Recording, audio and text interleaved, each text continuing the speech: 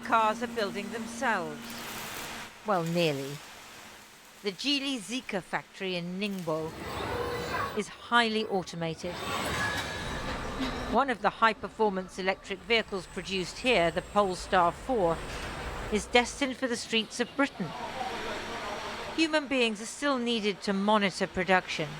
But whereas in the past a factory this size would need up to 5,000 workers, this one employs just 1,400. It's pretty impressive watching all these machines doing their own thing. But I keep thinking about the people who would have been working here if it weren't for automation. There's already a big unemployment problem in China. What the government's hoping is that a high-tech injection of AI is somehow going to solve both the economic and the social problems that's creating. Liangzhu, a suburb of scenic Hangzhou, is the home of DeepSeek, China's game-changing open-source AI company. It's become a magnet for Gen Z graduates trying to find themselves in this new economy. Some gather at the E-Moment Cafe. Unlike their parents, this generation doesn't have to worry about survival, so they're rejecting China's relentless culture of toil. In China, we don't have the time to relax.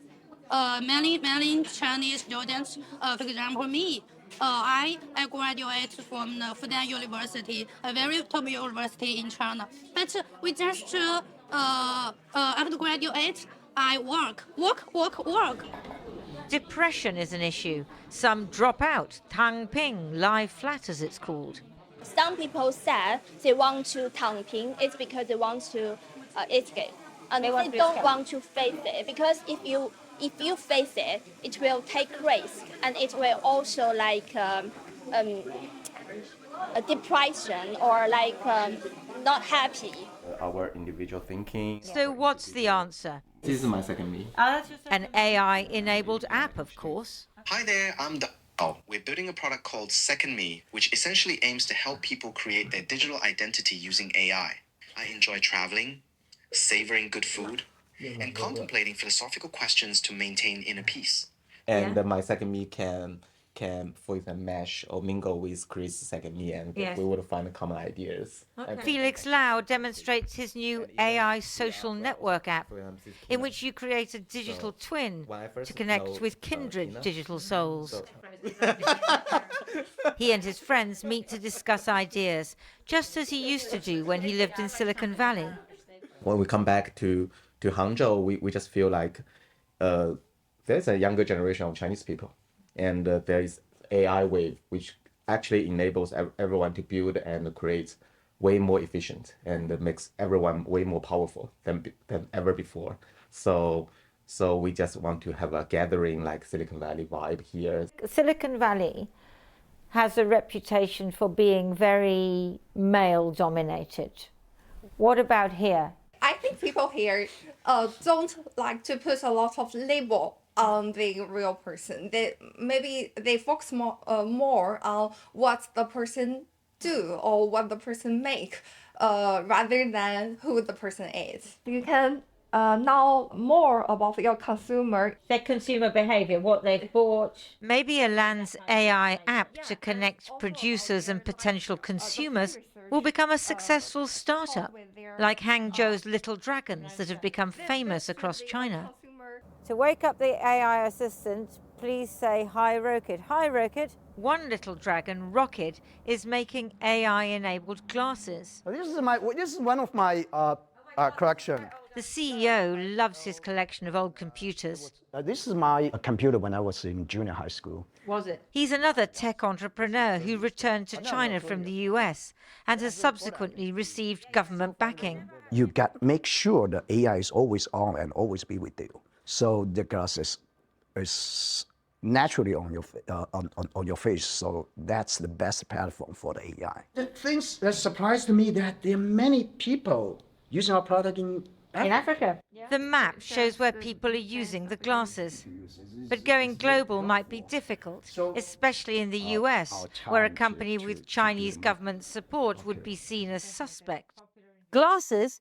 That's James Bond. How are you going to convince them that you're not a Chinese James Bond spying on people? Oh, that's complicated. So, for example, some country like in the UK, you have to leave the data. You cannot touch the user privacy stuff. So we just follow that laws. The fundamental stuff, I mean, the algorithm, the hardware, I think we are totally open to the global. The government is putting a lot of emphasis on this, isn't it? I mean, when we talk about the 5-year plan. The Chinese government just announced we are going to open more and more scenarios for the AI technology. So I think, I think in China, the AI technology are so popular and the people love the AI technology. They also love the game series Black Myth, based on a 16th century Chinese novel created by another of the little dragons, Game Science. The popularity of the merchandising reflects how young people are looking to Chinese history and myth for identity. Nothing that pushes political boundaries or challenges the Communist Party's rigid ideology. People in the outside world, particularly in America, might say, you don't have free speech here, so how can you be creative? I think there is definitely some stereotypes playing here. Nowadays, if you look at China, you see a lot of original thinking, original thinkers, original innovations coming out of this group of people. And that's a huge shift over the past 5 to 10 years. And we have the resource and the freedom to try and start a company and build a product. So there's no restrictions or limitations on that. Tap with my second me. So are these the young AI innovators of the future? Well, Levy should know, because his app, Fate Tell, is an adaptation of traditional Chinese fortune-telling. And it was right. Using crescent moons. That's also a yes. It's also yes. Feeling a bit analog, It's yes. I threw the physical moons rather than relying on the app, as I asked my secret question about whether China will beat the US in the AI race. Is it a bird? Is it a plane? No, it's a pilotless flying taxi. Bye. And I'm about to take off. It's been nice knowing you. Fit to fly.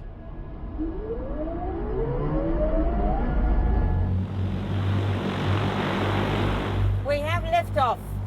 We're going up. Would have been nice to bring my stomach with me, but never mind, I won't need it. Wall Street is worried that the US AI bubble is about to burst. But the Chinese government is all in on AI and physical high-tech like this. I can see it could be really useful on those wet days when you just can't get a cab. Up, up and away, aiming for the skies. For a future where Chinese tech innovation is on top of the world.